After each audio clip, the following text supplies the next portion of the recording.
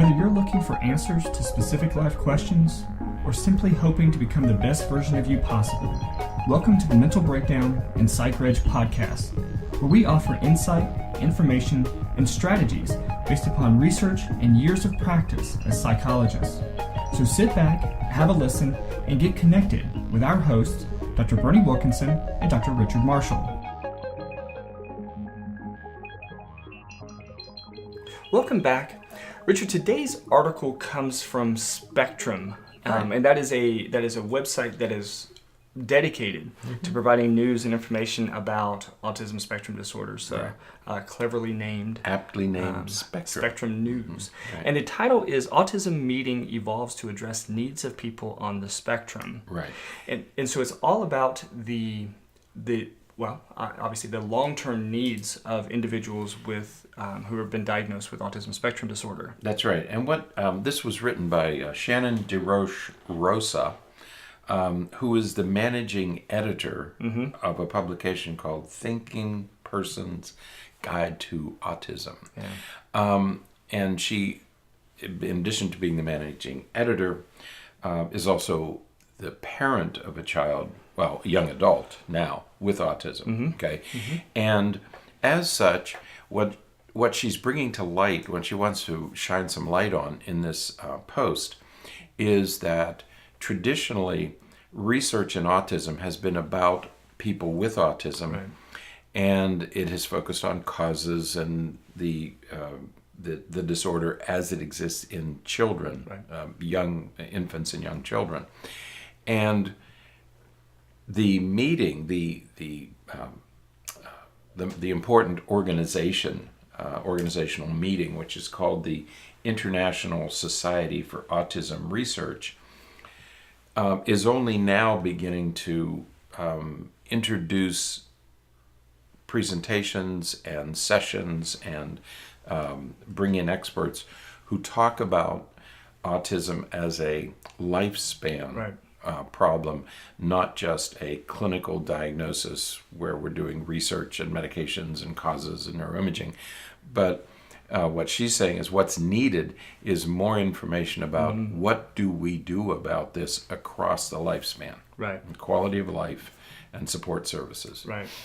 Yeah, because I think that the first thing that we have to recognize, and we talked about this beginning Monday, right, that autism spectrum disorder, by definition, is a spectrum. Exactly. There are those who are extremely impaired, and then there are those who are relatively well adapted, right, and they function relatively well, right.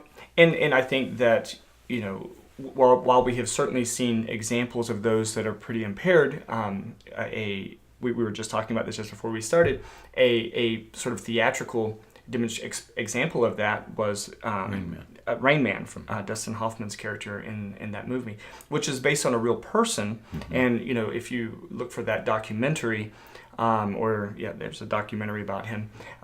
He was an adult man who was very dependent upon his father, and it was he was very had a lot of needs, right, all the way to people like Temple Grandin. Temple Grandin comes to mind, right, and she talks about, I overcame autism, but she had a very mild, if she has autism, had a very mild form of autism. Right. And that's the thing about the spectrum, the important aspect of the spectrum is that there are going to be people with very mild symptoms and people with very severe symptoms. Right. And we have to meet the needs of everybody on the spectrum. Right. And I'm sure that, Temple Grandin would argue that, she certainly has it and has had challenges and struggles. Absolutely. Right. She has a great TED talk right, where she kind of goes through some of that.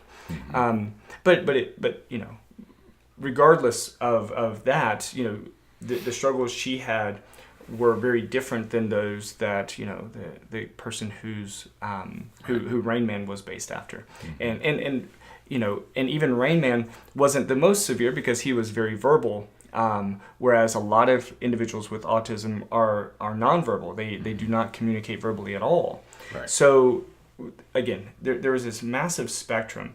And because of that spectrum, the relative long-term needs are going to vary. Whereas someone like Temple Grandin has become self-sufficient, she functions well, she's employment, she's well educated. Large animal veterinarian. Right. So she does really, really well for herself. There are those who are going to be absolutely, completely dependent upon someone else for the rest of their life. That's right. Yesterday in diagnosis, we talked about the 5 domains of development that you want to investigate. And one of them is cognitive development, okay? And Temple Grandin obviously has high cognitive development because she was able to complete college and professional school. There are other individuals with autism who can't earn a high school diploma, a regular high school diploma. So there are all these differences, not only in the symptoms of autism, but also in those 5 developmental domains. And specifically the 2 that are causing difficulties would be the cognitive development. What is your cognitive development, and also speech and language, and your ability to interact socially. Right, because one of the best predictors, and this comes with a bit of a caveat, one of the best predictors of positive prognosis is language and intellectual ability, cognitive ability. The caveat is that we're talking about those 2 skills based upon what we can measure. There are those who argue, and I think rightfully so, that even those individuals who are nonverbal, who do not speak at all, many of them may have really strong abilities, really strong cognitive skills in specific domains. But because they're nonverbal or because of other reasons, we simply can't tap into that and really assess that. And so, the key to this is that when we're talking about cognitive abilities and language abilities, we're talking about what we can evaluate, because what we can evaluate and the way that we evaluate predict educational outcomes and occupational and employment types of outcomes. And so, because we can't measure what those others have, they tend to not do as well because the tools we have predict the things that we're looking for, and And we've learned over time that IQ is. Why do we give IQ tests? Because they predict how well you're going to do in school. Right. So that's their biggest value, and they really do that. Right. I mean, in large groups of people, that's exactly what they do.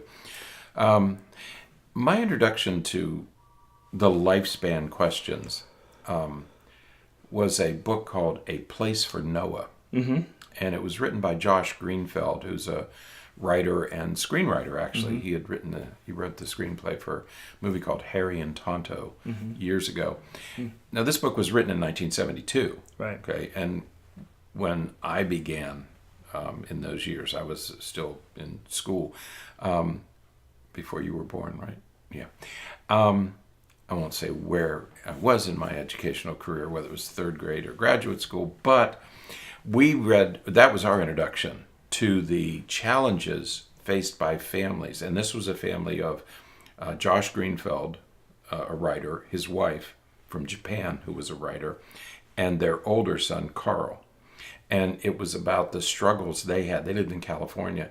And at that time, Ivar Lovaas had a clinic at UCLA, and they were doing these strict behavioral programs for kids with autism, and they sent him there, and it failed. And no matter where and also their son had very severe symptoms and was very difficult to manage, had anger outbursts.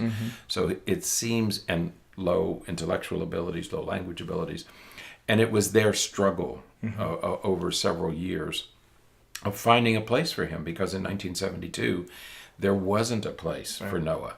Nobody dealt with this disorder. And it's about the struggles that the family had in dealing with this. And eventually, Josh Greenfeld wrote about it. His wife won a literary award because she wrote about Noah. And their son, Carl, had planned to go to college and become a writer. Guess what he was going to write about? So it consumed this family. Right. That's what the story was about. And so I think Rain Man is because what happens to Raymond when his parents die? who takes Right. care of him? Right. His brother did for a while, but his brother Right. needed a life too, okay? Right. And there was a follow-up article in Time magazine years ago about what happened to Raymond after Right. his parents died and his brother, but he had to be taken care of by others. Yeah. Okay.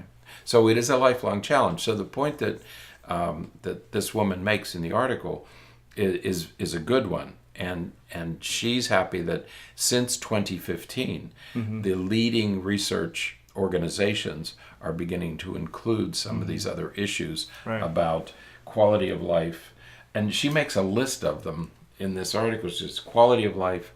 What do you do about housing? Right. What do you do about employment? What do you do about medications? Because Right. some folks are going to be taking medications for comorbid disorders. Right. Who's going to manage those medications and medication side effects? Sleep is a huge problem. Intimate relationships. Intimate relationships. Right. You know, who's dealing with that? And we tend not to spend much time talking about those things because the more interesting stuff is neuroimaging and genetic research, Right. all of which is important. Right. But let's not forget that these are individuals Right. and families struggling with this disorder. Right. And I think another important aspect of the long-term need is the care of the caregivers, you know, because, you know, if you're the parent of a child with, you know, on that severe end of the autism spectrum, you're going to, this is going to be someone that you'll be responsible for years. And then you are going to have to make those difficult decisions as far as whether the adult stays in your home versus, a long-term residential facility versus, another family member's house, and you're going to be managing all of those things. And, and we've talked before on the podcast about the sandwich generation, the generation of adults right now who are caring for their elderly parents, but also caring for their kids. Right. And, you're going to be in a situation perhaps where you're going to have very long-term expectations of care for, a disabled child. Yeah. Two other things. Kudos to the increasing number of organizations that are having low sensory events Right. for people with Right. autism. I Movie read theaters and different places. who are having special nights. I think Chuck E. Cheese was it Chuck Yeah. E. Cheese, and certain movie theaters, and I think even some shopping malls or grocery stores or something are having special nights for families of children with autism because there's too much sensory overload. Right. Okay. The other thing I think that we should mention is that just because when we talk about cutting programs, cutting taxes and cutting programs like Medicare and Social Security and all those things, remember that we're cutting services to people like Right. Noah's parents and Raymond's parents who really do need. It's not their fault that they had this child. Right. Okay. And I think as a society there should be some obligation. Right. Certainly I'll share whatever money I make with them, and I think most Americans would feel that way. So Right. before we congratulate ourselves for tax cuts and for cutting these programs, remember it's Noah's parents and Raymond's parents who are being affected by that. Right. Okay, so Yeah. another topic for another day, I guess. Absolutely. Absolutely. So, all right. Well, that is it for today. But before we go, we want to again mention an event coming up very soon in our area, and that is the Theater Winter Haven. Coming Out of the Darkness, a concert of hope, and that's going to be held on May 24th at 7:30 p.m. and that's a Thursday in just a couple of weeks. Actually, I guess 2 weeks from the day that this podcast goes out. 3 weeks from the podcast. 2 right? weeks. 2 from weeks this from the podcast. podcast. So the event is going to be focused on suicide awareness and suicide prevention awareness. It's written and directed by Norm Small, and it's going to be featuring the best of Central Florida talent. The proceeds are going to go to some of the local community-based mental health services, as well as the American Foundation for Suicide Prevention. So definitely check it out. If you are interested, you can contact Theater Winter Haven, and that's TheaTre Winter Haven. ER, right. Yeah, not ERRE, winterhaven.com, and you'll be able to get contact them, and you can get some additional information about any costs. I think it's just a donation at the door if you want some reserved seatings. I think that there's a fee of $44, which goes to represent the 44,000 who have taken their lives. Successful. So definitely check that out if you are in the area. Attend it. It'll be. I've seen the this agenda, and it's a great looking. It's going to be a great night. That's the beginning of Memorial Day weekend. It's the Right. end of the school year, so it would be a great way to begin your Memorial Day weekend. Absolutely, Okay? So absolutely. put it on your list. So check that out. All right, that is it for today. Until next time, stay happy, stay healthy, and forget to be afraid. Thanks for sharing this episode of the Mental Breakdown and Psychreg podcast. Be sure to check out the show notes for links to follow us on Twitter and subscribe to our YouTube channel, where you will find all of our previous podcasts and much more. We would be honored if you would become a patron through patreon.com, where any donation you can manage will go to the development and creation of more content. Just visit patreon.com/thementalbreakdown for more information. Thanks again for listening. Have an awesome day, and we look forward to being back in your feed tomorrow morning.